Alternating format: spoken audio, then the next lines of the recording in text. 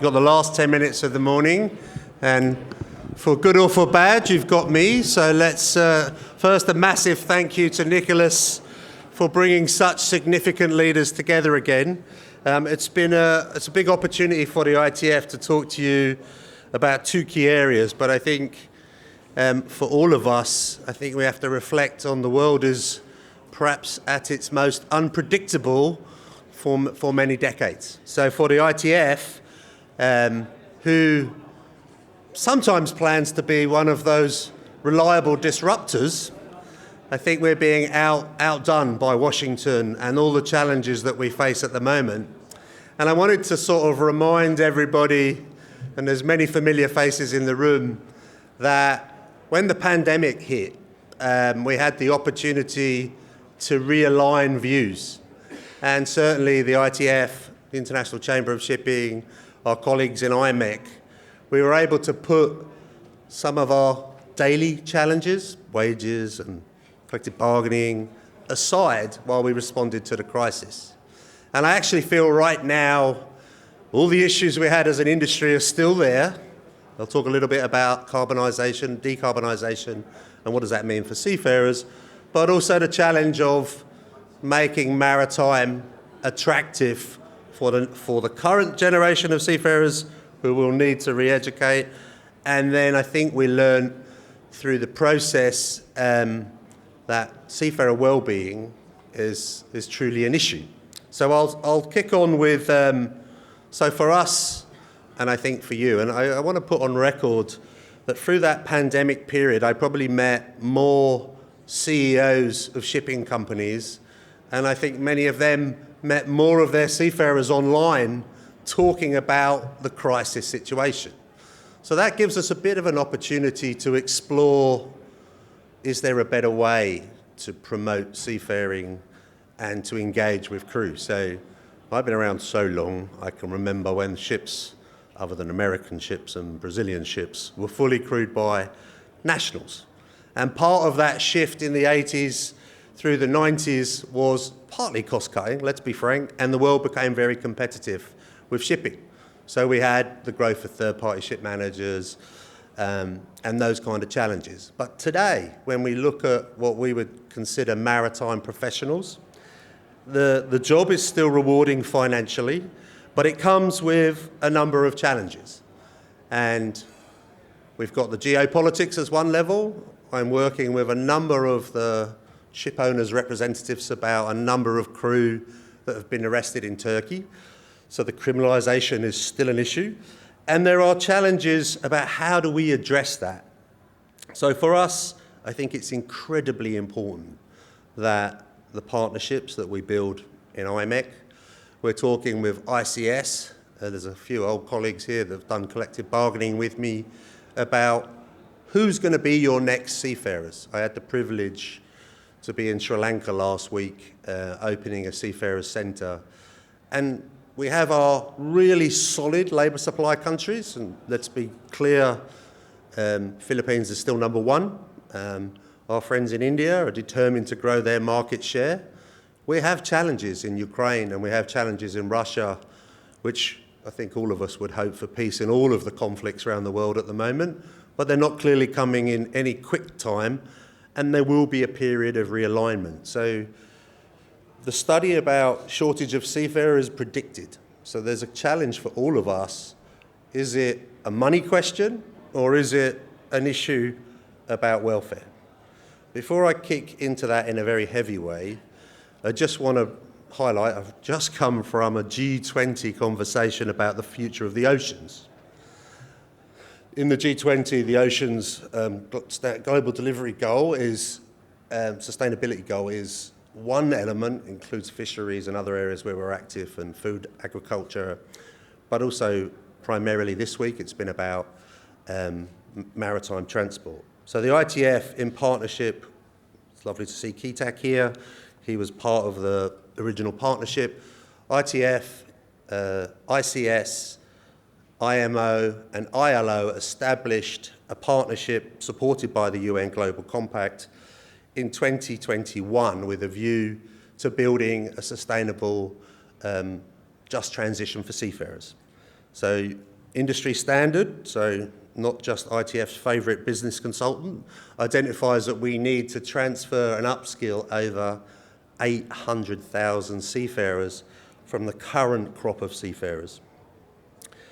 We produced a 10-point action plan that talks about what we need to do. So that's not just the ITF, it's the employers, third-party ship managers, and the International Chamber and their national owners. The idea is to have a human-centred approach to seafarers training. So I know many of you are very determined to make sure your seafarers are the best qualified, but there's also going to be some challenges. We need to recognise that the IMO, we have a big policy piece moving next week. Just to put on record, the ITF does support a market-based measure. Quite which one at the moment is a bit of a challenge to call. I'm going to China next week, so I'm determined not to upset any of my next visits. But the reality is, for the ITF, we want to be part of that process. If there's a market-based measure and a voluntary contribution, then we want to be part of the conversation about upskilling seafarers to be compliant with the new IMO regulations. STCW at the moment is being challenged because I think we would all recognise the original methods of education, and I would extend this to society as well, may not serve us in a new digital age, in an age with alternative fuels, with new challenges. So those issues need to be responded to. So we'd like to continue working with our partners, sit round a table, communicate to seafarers that alternative fuels does not mean you will lose your job, it means you will have an opportunity to be reskilled and upskilled. Also talk to the future seafarers about why this is a good career, despite all the challenges I laid down. If we look at Philippines and India, we have collectively, unions and employers, taken a lot of people and given them life opportunities because of their maritime skills, and they provide for their family and their extended family. We see many seafarers come to sea, and then the next generation also come to sea. So we think it's more and more important that we talk about a just transition. We support KETAC's work and now Arsenio's work to dynamically push, and we know right now it's difficult to get governments to agree on things, but we need a level playing field when it comes to the alternative fuels. Yes, of course, there are reservations about ammonia and the different styles. I had the opportunity to visit an ammonia-fueled tug in Tokyo Bay 3 weeks ago, and actually some of the reservations I had about a very potentially dangerous chemical were very well handled. I had some extensive time with the Japanese crew that operate the ship. That's an MYK project, which is treating as a project, and everything's being analysed and shared with insurers and everybody to see whether we can make that work. So for the ITF, we recognise there will be alternative fuels. We probably have some more political challenges now, but for this industry, we encourage you to continue to go forward. I also sit, I've got a minute and a half and I've got to do welfare. Sorry, Nicholas. We also sit on the UN Global Compact, and despite the noise from Washington, many of the global corporations we deal with, not just transport, all corporations, are reaffirming their commitment to meeting the climate challenge, not just because it's the right thing to do, but also many of them believe you can manage your costs, your energy costs, in a more dramatic way if we can find a level playing field. And that's a challenge. Moving very swiftly into wellbeing for seafaring, I'll try and condense it a little bit, but we have to recognise that many of the tours of duty, certainly for the ratings, are considerably long. We need to recognise that modern technology, mobile phone, has challenged the life of a seafarer in ways when I started 30 years ago didn't exist. What's happening at home can be right in your cabin at any particular time. So there's a question for all of us about how do you manage the normal stresses of a domestic life when you're isolated on a ship for 10 months. So we thought at the outset, just be great to have access to the family via the internet, and encouraged all of you to put more value on your internet packages, I think we were okay about Starlink then. I'm not so sure we're okay right now, but we were positively encouraging you to have access to the internet for your seafarers. But the reality is that brings domestic problems straight into your workplace with very little opportunity to find resolution. So well-being needs to be tackled from that level, stress management. Also, we know, and there's many studies, and I know many, I'm looking at Mark, there's many people that have been working on this area, so it's not unique. But I think when we look at making seafaring more attractive, we need to tackle some of these sensitive issues. Actually, it's not too bad in this room for gender balance, but we have a serious issue with gender balance in shipping. We'll just ask the women in the room to put their hands in the air. So the ITF is strongly, please put your hands in the air. For all the men in the room to see we need to have more women in the industry.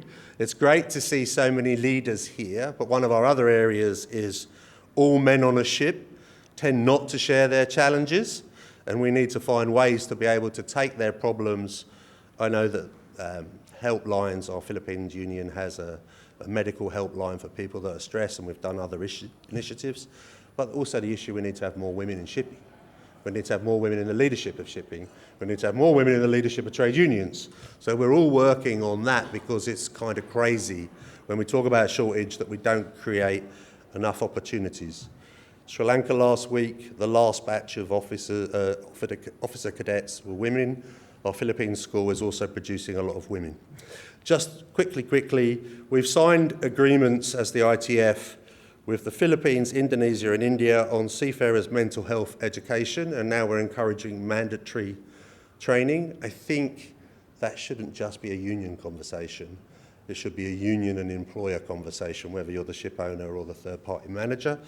The key areas we're looking at: enhancing amenities on board, recreation, fitness, quality of food, nothing terribly surprising there. Mental health support systems, confidential counselling. So I talked to a load of maritime executives about work-life balance. Maybe it's a deafening response in here. The reality is you work 365 a year because it's the nature of shipping. We do the same. It's very difficult to work-life balance in maritime, but we aspire for better opportunities. I think the other issue, of course, is communications. I see many of your publications when you talk to your crew. A lot of it's going digital.